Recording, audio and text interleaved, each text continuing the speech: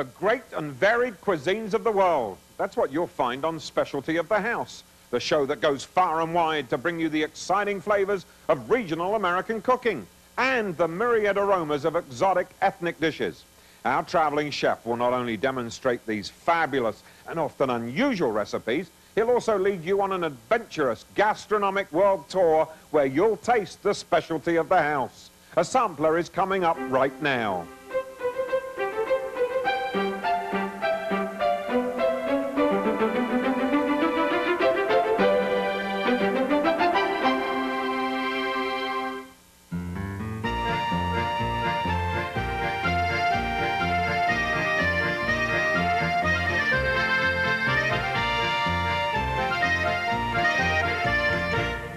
On Specialty of the House, we'll explore some of the great international cuisines and demonstrate regional recipes from across the country.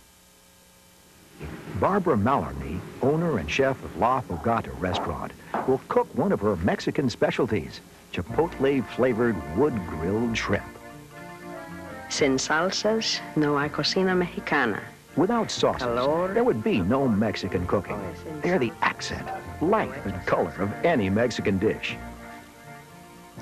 As Barbara prepares the spicy shrimp, you'll learn how to make the versatile adobo sauce and transform it into a spicy chipotle sauce. Then we'll make a cooked green tomato sauce or salsa verde from the native Mexican tomatillos. Our sauces will be made from scratch, although many fine sauces are available in the grocery. And that's where our journey begins, a trip to the Mexican market.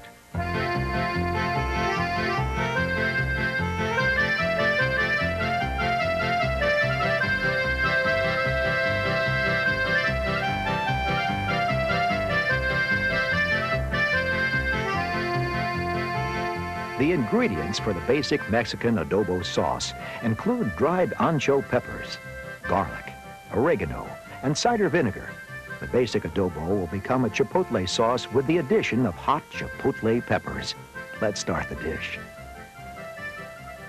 Primero, necesitan 6 The chili adobo anchos. sauce begins by toasting 6 dried poblano peppers called anchos in a dry pan. A well-seasoned skillet works fine. Remove the peppers when they're fragrant, pliable, and soft. Discard the stems and seeds.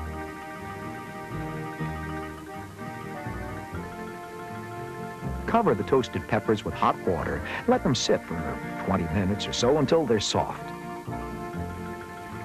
Cuando las chili anchos son suaves, lo pongo en un blender con comino, oregano, sal. Put the peppers with their soaking liquid into a blender and add 3 peeled garlic cloves, 1 tablespoon cumin, 1 teaspoon oregano, and 3/4 cup cider vinegar. Blend until the mixture is well pureed.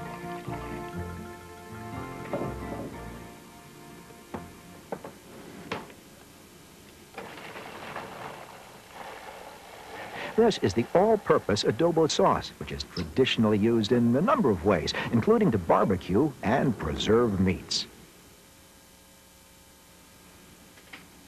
Por una salsa chipotle en adobo, yo pongo 6 To turn the chili basic adobo into a chipotles spicy sauce for the salsa shrimp, adobo. remove the stems from 6 dried smoked jalapenos called chipotle. Add them to the ancho puree and let the sauce sit in the refrigerator for at least 24 hours. It will keep indefinitely.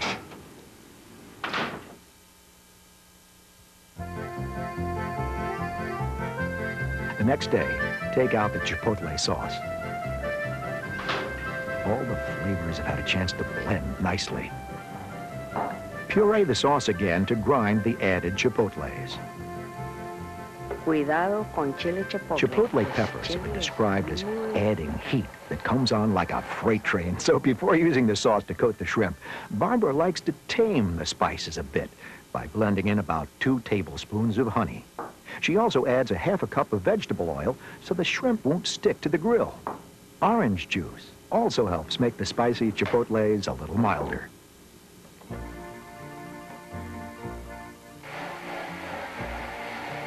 Blenders are common equipment in Mexican homes today, but traditionally, the bowl-shaped stone mortar, called a molcajete, was used to grind dried spices, peppers, and other fresh ingredients into salsa. The chipotle sauce is now finished.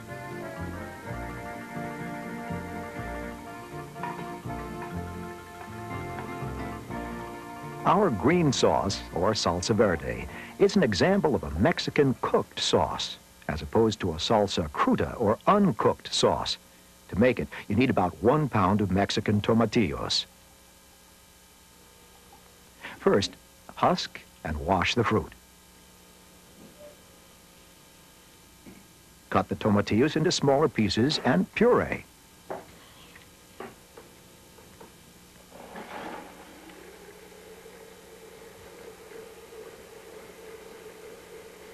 With the blender running, add 4 cloves of peeled garlic, 8 chili serranos with their stems removed, 1/4 teaspoon dried oregano, 1 teaspoon ground cumin, 1 teaspoon ground coriander, about 2 tablespoons of vegetable oil, a handful of chopped fresh cilantro, and 1 small coarsely chopped onion. Taste the blend. If the tomatoes are very acidic, add a pinch of sugar. Pour the salsa verde into a saucepan and simmer for 6 to 8 minutes. Once the sauces are made, it's time to cook the shrimp. Butterfly 5 to 6 large shrimp with their shells removed, but their tails left on. Dip them into the chipotle sauce and cook them for a few minutes on each side over a wood fire. Don't cook the shrimp completely through on the grill, since they'll also be cooked again in the oven. Now, it's time to build the dish. Put a layer of the salsa verde in the bottom of an oven-proof ramekin. Lay the shrimp in a circular pattern on top of the sauce. Spoon on a mixture of 1/4 cup goat cheese, 1/4 cup cream cheese, and 2 tablespoons of chopped cilantro. If the mixture is stiff, zap it in the microwave briefly to soften it. Bake the shrimp in a 400-degree oven for 3 to 5 minutes until the cheese browns lightly, and serve hot with Mexican red rice and cactus salad. That's Barbara Mallarney's Chipotle-flavored wood-grilled shrimp. You are what you eat, and what you eat is what the Television Food Network is all about. It's the world's first 24-hour cable network devoted exclusively to food, glorious food. Not just how to eat it, but how to choose it, prepare it, present it, enjoy it, and how it affects your health. TVFN is also about fun and excitement, about travel and the world of exotic and ethnic cuisines you get to discover. But mostly it's about you and your family and the one thing we all have in common, food. The Television Food Network. It's good for you. Here's another food-wise tip from the TV Food Network. Should you reuse oil? If you fry a lot of food, reusing your cooking oil is a good idea. And there are simple ways you can make your oil last longer. First, since the structure of oil can break down and weaken with heat, try not to heat your oil for too long. Also, don't wait for smoke or haze to appear. That means your oil is decomposing. Next, when you're using breadcrumbs or other food particles, try to shake off any extra crumbs before you fry. Food particles can taint your oil. When the oil cools, about 40 degrees Fahrenheit, filter out the breadcrumbs using several layers of cheesecloth. Then store your oil in its original container or a clean jar. Finally, since light can damage oil, Make sure you keep it in a cool, dark place. So remember, it's safe to reuse oil.